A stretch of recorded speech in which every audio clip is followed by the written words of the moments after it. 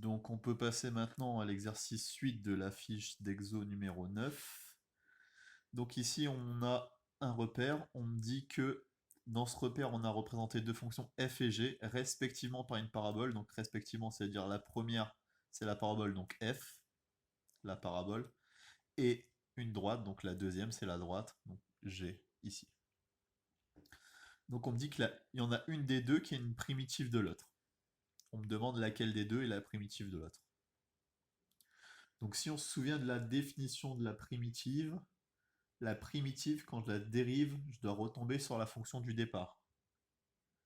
Donc ça veut dire que si l'une est la primitive de l'autre, bah ça veut dire que l'autre est la dérivée de la primitive.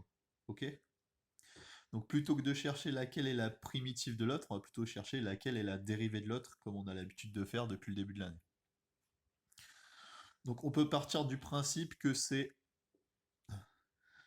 la bleue, la dérivée, hein. On va prendre le premier cas possible. Donc si la dérivée c'est la bleue, ici la dérivée elle est positive, ma fonction elle doit être croissante, c'est le cas. Ici ma dérivée elle est négative, ma fonction elle doit être décroissante, c'est pas le cas. Donc ça doit sûrement être dans l'autre sens. Maintenant, est-ce que c'est g la dérivée? Ici je suis négatif, ma fonction elle est bien décroissante.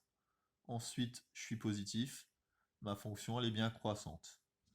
Donc g, on vient de dire, c'est la dérivée de f.